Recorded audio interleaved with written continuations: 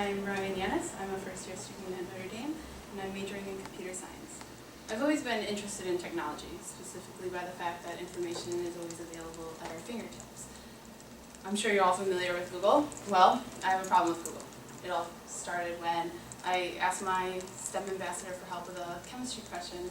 She didn't know how to answer the question, so she turned to Google, and Google was able to answer my question in a matter of 0.54 seconds.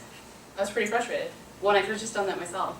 And two, I was annoyed by the fact that students rely on the internet to store information and answer questions for them. Therefore, I wanted to study how college students' dependence on the internet has negatively impacted their memory retention. So, in order to understand how the internet has impacted memory retention, it's important to understand how memory operates, as it will provide some insight as to how memory is connected to knowledge formation in the learning process. Short-term memory is the ability to store information temporarily in order to complete a certain task. This is done in the prefrontal lobe. Short-term memory can be transferred to long-term memory through the hippocampus, but not all information in short-term memory is transferred to long-term memory. Memory is formed when certain neural connections are strengthened, and poor short-term memory can be a limiting factor in learning, as long-term memory is responsible for the permanent storage of information. So why is memory so crucial to learning? Well, the very processes that teachers care about most, such as critical thinking processes, are intimately intertwined with factual knowledge that is stored in long-term memory. Knowledge formation is the act of comprehending and interpreting information to the point where that object, topic, etc. is familiar. It follows that in order for knowledge formation to take place, memory should aid in that process somehow, as some sort of recollection capability is necessary for a topic, object, etc. to become familiar. An individual cannot possibly be familiar with something if he or she has no memory of it and therefore has no knowledge of that topic. Individuals tend to blindly believe that the internet is a useful tool for keeping their brains less muddled with information. But the actual act of storing and recalling facts is crucial to learning. Search engines such as Bing and Google are not just to blame for tarnishing memory.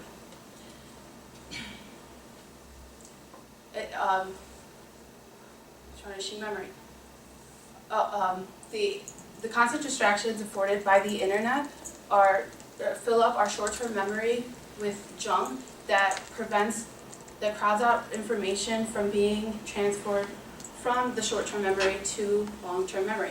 This has been proven specifically true for students who use laptops during class for purposes other than the class itself. A study done in the scholarly journal Computers in Education has proven that high rates of internet use are associated with lower exam scores regardless of the intellectual ability of the student. This proves that information is prevented from being transferred from long-term memory for later recollection. The extent of the impact that the internet has had on the memory retention was revealed by the article published in the scholarly journal written by Betsy Sparrow, Jenny Liu, and Daniel Wegner. Sparrow and her colleagues' work tested out how college students use their memory in the age of Google. And their studies revealed that individuals tend to forget information they know that will be accessible to them at a later time, because when people expect information to remain continuously available, such as we expect with internet access, they're more likely to remember where to find it than to remember the details of the item. The participants in the study remembered how to access the information they were told to remember instead of the actual information itself. The Sparrow and her colleagues' work reveals the correlation between the internet and memory, specifically for college students. And having information available at our fingertips has negatively impacted our memories.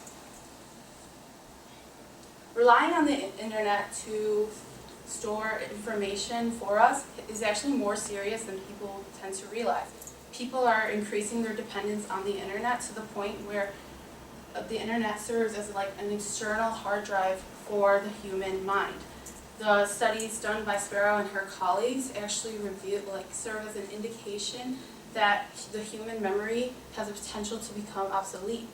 With this in mind, it is imperative to recognize the significance of having a working memory, as it would encourage students to counteract the negative impacts of the internet. So why is this so important?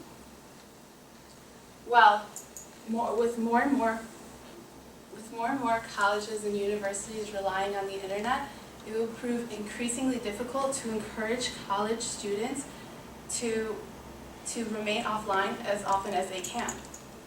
Individuals should try to keep their memories as sharp as possible throughout their educational careers, because increased age is also associated with lower levels of cognitive performance, even in the range from 18 to 60 years of age.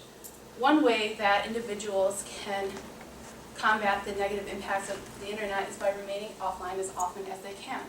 And when individuals do go on the internet, they should be focusing on the task immediately at hand and deliberately linking new information to existing knowledge.